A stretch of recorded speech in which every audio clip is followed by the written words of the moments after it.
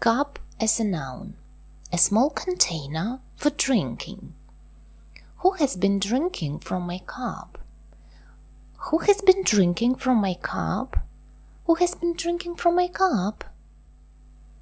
Cup as a verb. To make your hands into the shape of a bowl. He cupped my face with astonishment.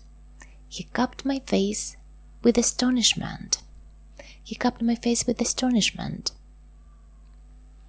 Cup as a verb. Bleed someone by using a glass in which vacuum is formed by heating. Medicine. I don't think that in his condition to get him cupped is a good idea.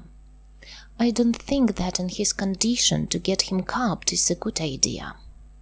I don't think that in his condition to get him cupped is a good idea.